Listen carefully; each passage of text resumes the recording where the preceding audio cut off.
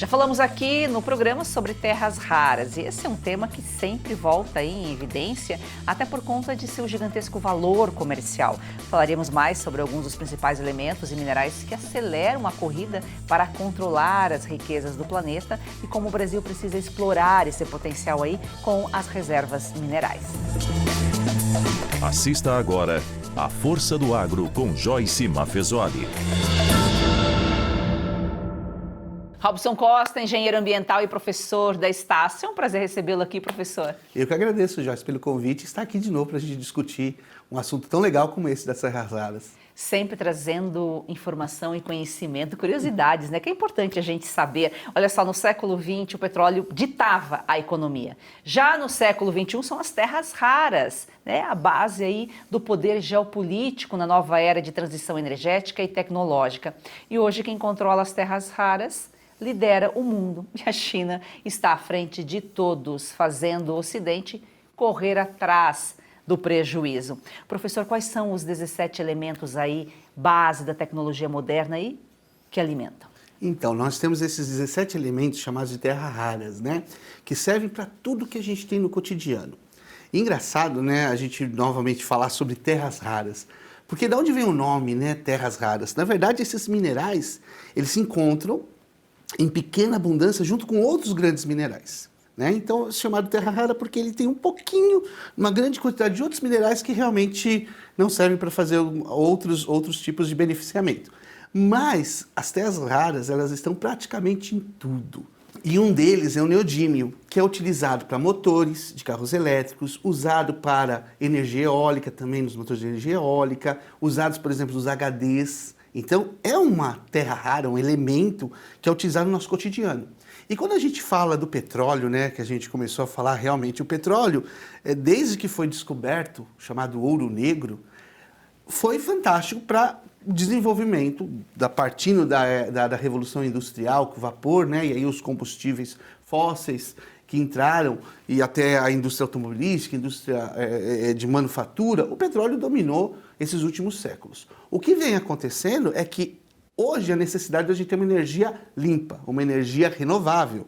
E aí a importância das terras raras, porque elas entram realmente nessa cadeia dos grandes ímãs, que vão ser usados em baterias, que vão ser utilizados em produções que vão estar ajudando na gente nessas energias renováveis. Professor, e como que a China conseguiu dominar 70% da produção mundial e 90% da capacidade de refino?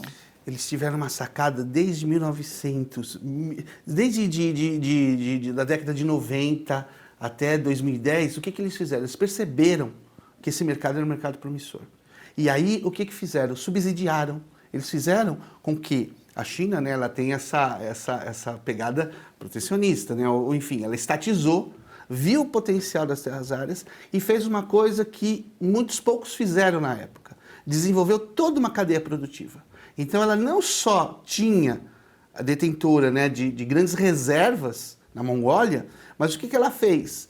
Ela começou a dar produtos, ela começou a valorizar esse mineral, formando baterias, ímãs, tecnologias, enfim, ela começou a dominar esse player mundial. E é tanto que a China, hoje, na década de 2010, 2015, ela conseguiu derrubar mercados internacionais.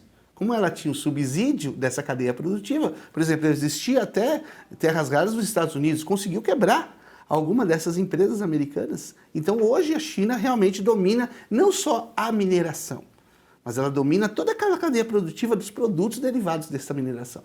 Isso é muito importante. Então, e esse refino que é importante, esse processamento, né, que é onde dá valor ao produto. Exatamente. Só que a gente tem duas vertentes, lógico. Vamos pela vertente econômica.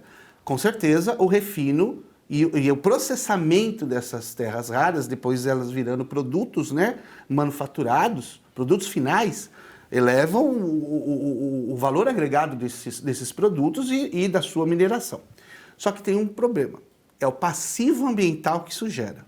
Então, realmente, qual que é o grande diferencial, por exemplo, da China para os Estados Unidos, até mesmo para o Brasil, para a Austrália? O problema são os passivos ambientais. A China, hoje, ela tem uma carga de poluição decorrente desses anos de extração muito grande. Existem estudos e artigos, né, que mostram que houve realmente grandes poluições, seja por a forma que ela despeja os rejeitos, né, dessa mineração, seja por chuva ácida, seja por contaminação de solo. Então, lógico, há um grande beneficiamento, um grande domínio dessas tecnologias, mas há um passivo ambiental muito grande. E como a China tem protocolos muito menores do que a gente, né, e do que outros países, a União Europeia ou mesmo os Estados Unidos, ela consegue burlar, né, essa parte ambiental em prol desse desenvolvimento e dessa forma dela ser a grande, né, player hoje dessas terras raras. Então, está aí a resposta porque o Brasil não investe, né? Porque a indústria não investe aqui, os passivos ambientais aqui do Brasil, imagina, agora com esses pseudo-ambientalistas de olho aqui, nem pensar. Agora, a China não é cobrada pela poluição, né? Então, ela não é cobrada pela poluição. Eu acho que a gente não pode nem ser extremista e nem também deixar de observar a parte ambiental. O que a gente precisa fazer é chegar no meio termo. Eu acho que nós, ao longo dos séculos, ao longo do que a gente vem desenvolvendo, existem formas da gente trabalhar ambientalmente. Eu acho que o que existe são barreiras realmente extremistas que não veem o desenvolvimento. E a necessidade da gente ter, ser sustentável é ser economicamente sustentável, desenvolver socialmente a própria sociedade e ambientalmente. São 3 patamares que se juntam, né, no que é o desenvolvimento sustentável. Então, eu acho que a gente pode e eu acho que a gente deve encontrar um equilíbrio sobre isso. Não quer dizer que a China é uma poluidora passiva. Sim, nós não precisamos ser uma poluidora passiva, mas também não podemos deixar de explorar as nossas riquezas, entende? Porque se a gente for pensar bem, a extração de petróleo também gera os seus passivos ambientais. E a gente é um grande explorador de petróleo, entende? Mas hoje a gente contém tecnologia que evite que a gente tenha... Existem grandes problemas, mas eu acho que a gente precisa, como ambientalistas, sempre preservar o meio ambiente, mas também temos que pensar no desenvolvimento e na sociedade.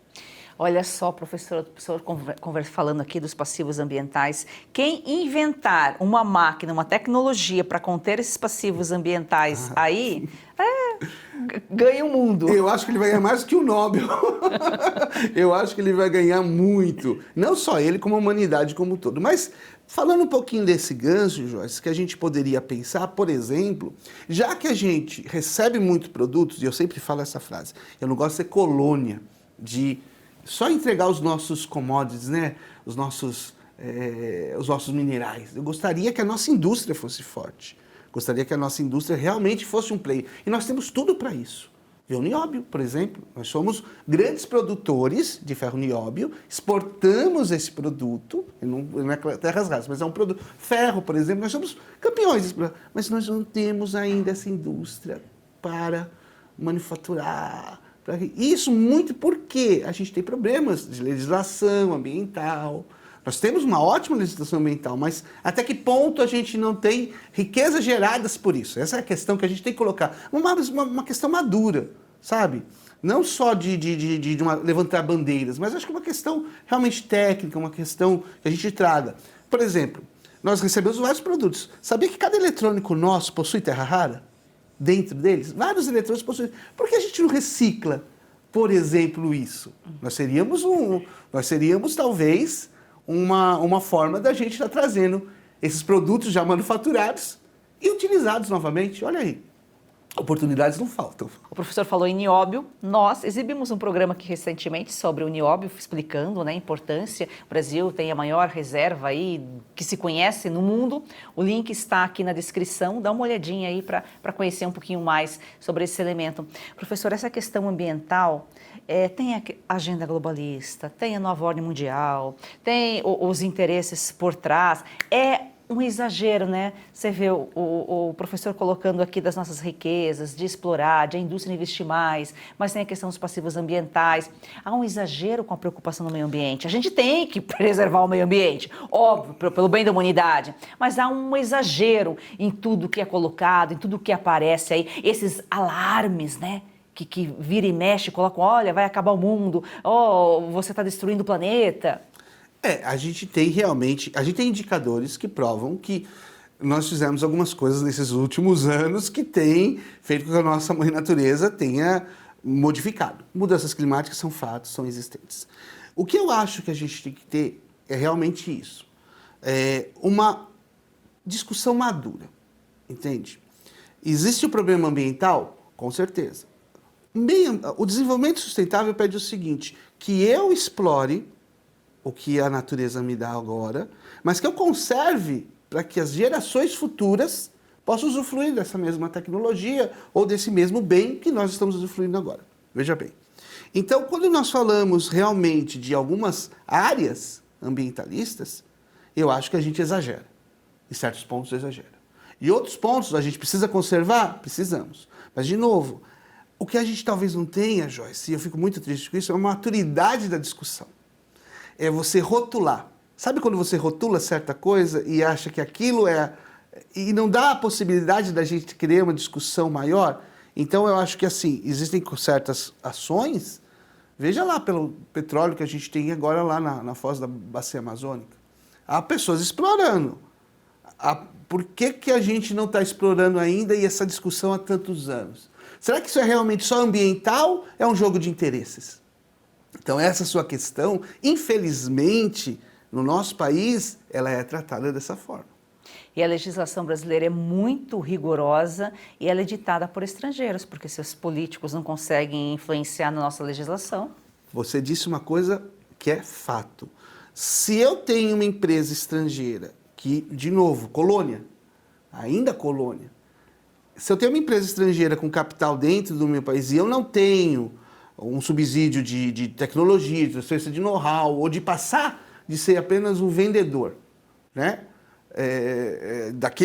De transformar aquilo num bem, a gente fica sujeito ao mercado. Você acha que alguém, um chinês, por exemplo, vai querer que eu mexa no mercado dele, mesmo explorando? Ou próprios americanos, ou a própria União Europeia? Então, realmente, existe isso.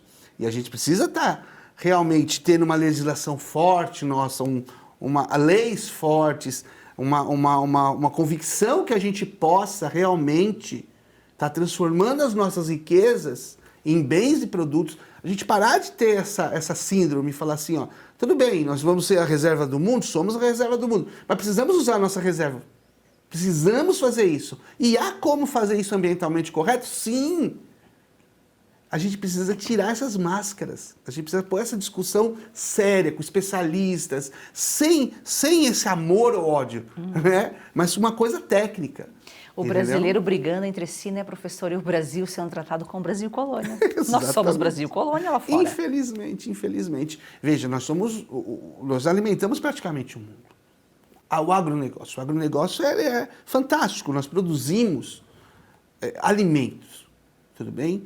E isso é um produto que chega, que realmente não precisa, a gente não precisa lapidar tanto o arroz, o feijão, a soja, o milho. Nós já fazemos de tudo para produzir bem, com qualidade, carne, enfim, nós somos player, nós somos muito bons nisso.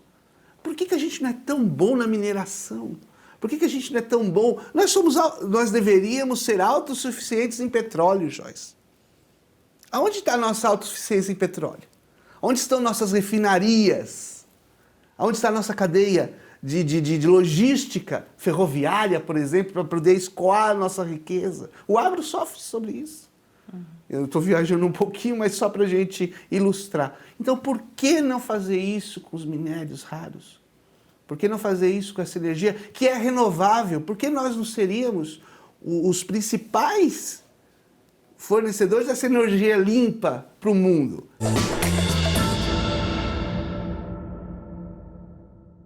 Donald Trump will never be president of the United States. Teoria do louco. Ninguém aplicou isso melhor do que Donald Trump. There's not going to be a President Donald Trump. A ideia é simples. Se os outros líderes acreditarem que você é imprevisível o suficiente para fazer qualquer coisa, eles pensam duas vezes antes de te provocar.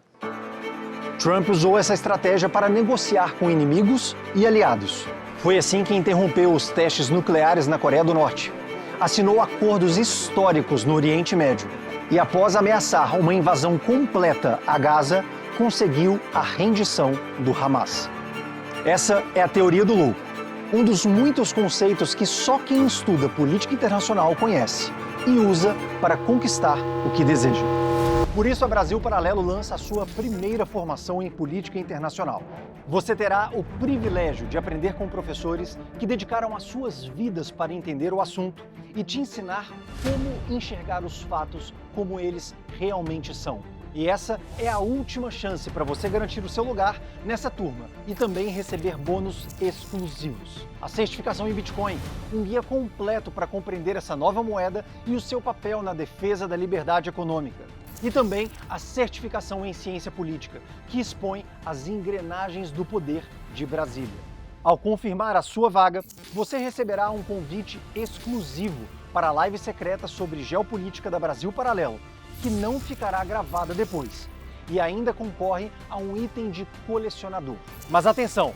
Pular este vídeo significa perder o seu lugar nesta turma. Nós contamos com a sua presença. Muito obrigado e até breve.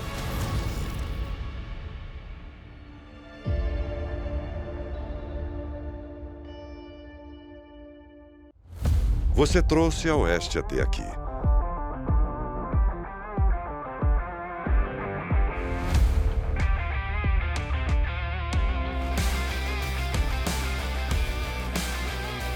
Agora está na hora de irmos mais longe. Com mais 20 mil assinaturas, a Oeste TV se tornará realidade. Vamos juntos dar esse próximo passo. Assine a Oeste.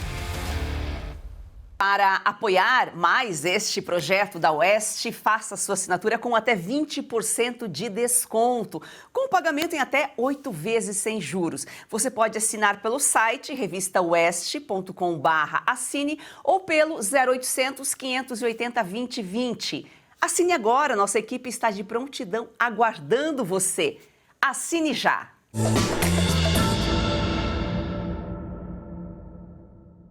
Ô, professor, e o impacto do controle chinês aí na economia do Ocidente? A gente sabe que a China está ficando cada vez maior, né? Cada vez mais gigante. Sim, eu acho que a gente, e não só a gente percebeu isso, como outros grandes perceberam, né? Você vê toda a movimentação geopolítica que a gente tem hoje em dia acontecendo, não só na União Europeia, Estados Unidos, enfim, essas tarifações e tudo mais. Eu acho que isso aí é bem um resumo do que a gente está vivendo. Então, quem domina aquela tecnologia domina o mundo. Então, se hoje a gente vive essa transição energética e de tecnologia, e hoje cada um de nós é cada vez mais, né, atrelado a essas tecnologias, eletrônica, por exemplo, militar, medicina, que depende desses produtos que a China... Então, quem tem o domínio daquilo, ela tem o domínio total. Ela tem o subsídio, ela tem a produção e ela tem a manufatura. Ela domina o preço. Então, está aí a justificativa para a gente ver tantas movimentações acontecendo, né? Fazendo um comparativo, professor, a dependência atual de terras raras, se compara a dependência de petróleo aí no século XX? Eu não diria ainda uma comparação ainda tão grande, né? Porque ainda a gente é muito dependente do combustível fóssil em várias partes da nossa produção. E o Brasil nem tanto, porque a gente tem o etanol, né? Mas, assim, no mundo como um todo, o gás também, na Europa, enfim, isso aí é uma questão que ainda precisa de um bom tempo. Mas essa transição que vivemos aí ambiental, por exemplo, energia fotovoltaica, energia eólica, geotérmica, enfim, essas outras tecnologias precisam desses minerais. Então, tá aí a diferença. Talvez daqui a alguns anos, nessa transição, que a gente precise dessa tecnologia, precise desses elementos, entendeu, Joyce? Então aí a gente poderia, olha que sonho, poderia ficar um pouquinho menos dependente dos combustíveis fósseis e mais dependente dessa energia renovável, essa energia verde. Isso seria o melhor dos mundos. Mas desde que isso fosse democraticamente feito, né? A gente volta a dizer, né? A Rio 92. A Rio 92 falava sobre cuidar do mundo, né? Há quantos anos passou 92 até 2025? Façam a conta vocês em casa. A gente ainda discute as mesmas coisas. Isso é muito triste. Porque os dominadores do mundo aí, professor, eles não querem um mundo igual para todos, que a gente teria condições de ter, né? Eles não querem, é só para eles. E o restante é tudo escravo, né? Escravidão prossegue. Eu acho que a gente vive escravidão velada, mas sim, eu acho que a gente ainda pega a África, por exemplo, ainda, né? Por que a África, com toda aquela riqueza dela, ainda não se desenvolveu tanto quanto poderia, né? Seria uma das questões. Nós mesmos nas Américas, né, ainda temos esse pseudo síndrome, né, da gente ainda ser... Então, realmente, eu acredito que você tem razão nessa sua colocação. Ô, professor, além da China, que outros países têm reservas significativas aí de terras raras? Brasil, estamos lá, né? O Vietnã, a Rússia e a Austrália. São os países que mais, hoje mapeados, né, que eu me lembro que tem as maiores reservas aí. Então, e são países que podem fazer a diferença daqui a pouco. Mas, de novo, elas têm as terras debaixo delas. Ainda o problema é fazer, fazer a purificação dessa terra, retirada, né, ambientalmente correta e fazer com que ela tenha valor agregado na sua extração. Então, o refino dos minerais ele se torna caro e demorado justamente pela questão dos passivos ambientais. Exato. Esse é o principal desafio. Esse é o principal desafio, Joyce. Porque imagina você ter fazer um exemplo para que todo mundo entenda. Eu tenho 10 metros cúbicos de uma certa substância e tem ali, nesses 10 metros cúbicos, 500 ml de terra rara misturada ali dentro. Então, para que eu chegue naqueles 500 ml, que é o que eu quero, aqueles restantes 900 e 500, né, ou 9 metros cúbicos e 500 ml, eu preciso fazer solvente, ácido, e pode ter, durante o processo, alguma coisa radioativa, de sobra, de resíduos. Aí eu tenho um grande resíduo que se forma, que eu preciso colocar numa barragem, e a gente sabe o problema, às vezes, de barragem de resíduos. A China coloca em lagoas de céu aberto, por exemplo, que não é o melhor descarte. Aqui nós temos que colocar em barragem, tem toda uma legislação, Estados Unidos também, Austrália também. Então, enfim, esse é um grande desafio. Como é que a China, de novo, a China ela tem isso, mas ela gera passivos, ponto. Chuva ácida, até chuva ácida a gente pode ter decorrente disso. Então, também, né, tudo isso tem que ser desenvolvido. Novas tecnologias existem. Hoje existem estudos que a gente pode estar acelerando, que a gente pode estar melhorando, colocando a academia mais próxima a isso, estudos, a gente pode estar, quem sabe, melhorando, encontrando novas formas de estar separando esses materiais.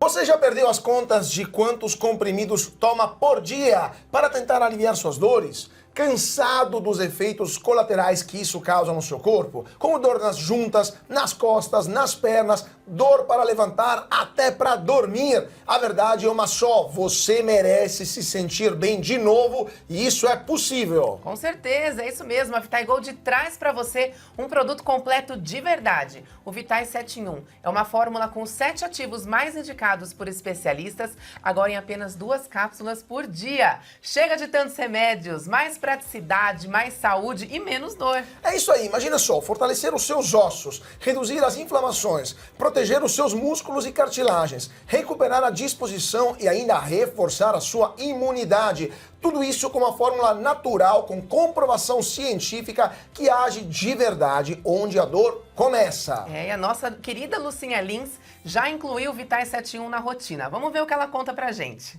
Cansada de tomar vários comprimidos por dia, não é mesmo? Eu também. Por isso a Vitai Gold tem agora o Vitai 7.1.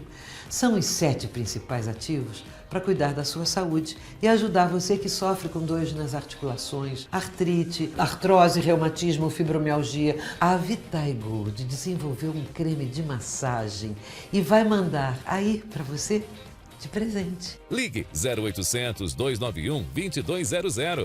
É isso mesmo, o Vitai 7 em 1 mudou a rotina da Lucinha e pode transformar a sua também. Ligue agora para 0800 291 2200 e aproveite a oferta exclusiva. 70% de desconto para os 100 primeiros que ligarem e o relógio inteligente, vai de presente. É isso aí, então chega de remédio para tudo e solução para nada. Vitai 7.1 é natural, eficaz e foi feito para você viver sem dor.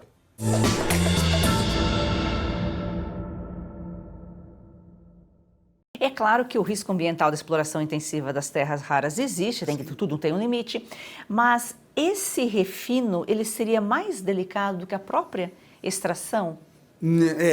O refino é mais delicado que a extração. A extração é tranquila, a extração não é um grande problema, mas realmente o refino para que você extraia daquela quantidade de minério que você tirou, que vai junto à terra rara, esse é o grande problema. Então o problema está aí, da gente refinar, porque o que a gente manda refinado, a gente manda praticamente bruto, e eles refinam lá na China.